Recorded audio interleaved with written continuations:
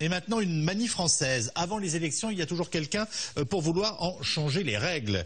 Cette fois-ci, c'est François de Rugy qui s'y colle avec une proposition de loi pour rendre le vote obligatoire. Selon le député écologiste, ce serait une arme contre l'abstention permettant aussi de résoudre la crise démocratique. Brésil, Australie, Turquie, Luxembourg ou Belgique, tous ces pays pratiquent le vote obligatoire. Lise Barcellini, Elisa Coudray, Guillaume Biron. Ce geste pourrait-il devenir obligatoire? L'abstention sera-t-elle bientôt sanctionnée par une amende? À voter. Cette semaine à l'Assemblée, une proposition de loi devrait être déposée. 35 € d'amende pour toute abstention sans motif valable. La peur du bâton pour tenter de revitaliser une démocratie, parfois en berne. À l'initiative, le coprésident du groupe écologiste, François de Rugy. Le suffrage universel est au fondement de notre République. Qui peut encore parler de suffrage universel avec des taux d'abstention de 50, 60, 70%? Le suffrage universel est devenu virtuel dans notre pays. Il faut en quelque sorte rétablir le suffrage universel et le vote obligatoire le permet. Le vote obligatoire, arme suprême contre l'abstention. À chaque scrutin, elle progresse. Et à 10 jours des prochaines départementales, tous les sondages estiment qu'elle battra une nouvelle fois des records. Si on attend encore, qu'est-ce que nous verrons?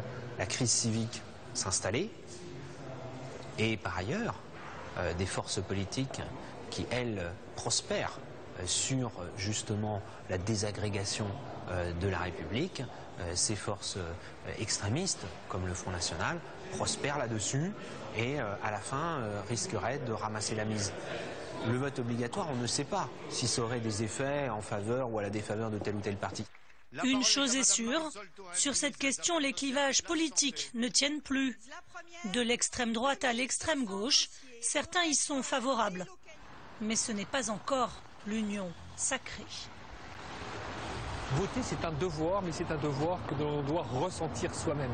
Certainement pas parce que la force nous contraint à le faire. Le début du vote obligatoire, ça peut aller très loin. Ça peut aller vers une forme de totalitarisme. Alors bien sûr, je sais très bien, dans d'autres pays, il y a un vote obligatoire, c'est très bien. Mais je crois que pour la France et les Français, ce n'est pas la solution. La France et les Français, il y a toujours une histoire d'amour avec le vote.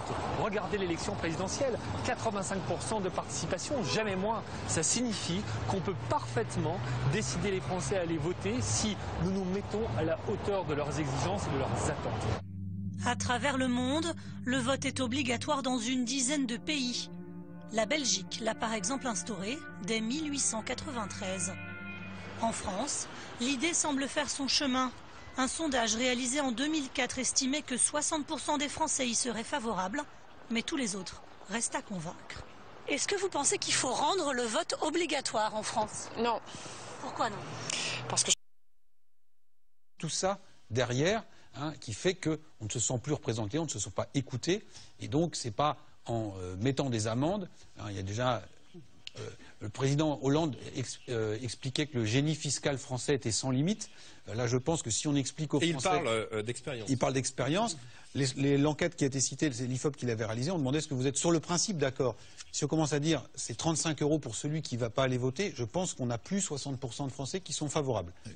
Christophe Barbier, bon, cette idée qu'avant chaque élection, on en remet en cause, si je puis dire, l'organisation avant même d'avoir voté. Enfin... Moi, je suis pour le vote obligatoire.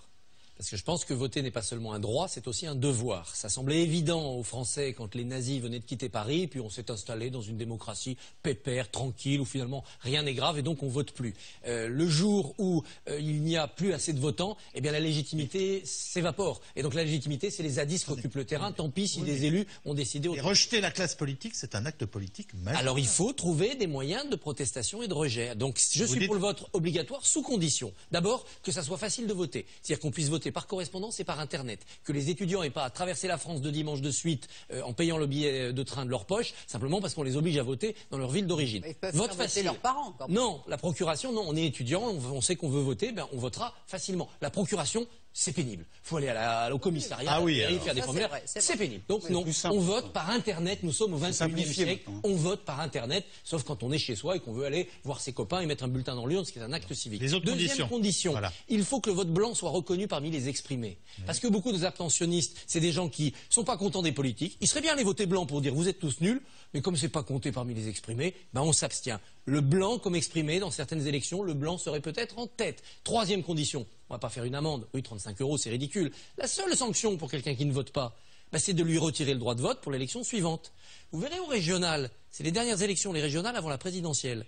Les gens veulent voter à la présidentielle. Donc ils iront voter au régional pour pas être retirés. Et vous allez nous réinventer Bercy au ministère de l'Intérieur, là, parce que il faut contrôler. Compliqué. Vous arrivez à la présidentielle, on regarde votre carte d'électeur. S'il manque le tampon de la dernière élection, comme un carton jaune, vous savez, qui vous suspend pour un match, eh bien, vous ne pouvez pas voter. Vous n'aviez qu'à voter la dernière fois. Ou avoir une bonne excuse, on peut être malade, on a le droit aussi d'avoir de bonnes raisons. Si vous voulez voter, vous devez avoir voté à l'élection précédente. Si vous loupez un scrutin, vous loupez aussi le suivant. Vous êtes auto-puni par une suspension pour un scrutin de votre droit de vote. Vous voulez pas être un bon citoyen, bah, vous faites une suspension, voilà. Un match de suspension. Et plutôt que des mesures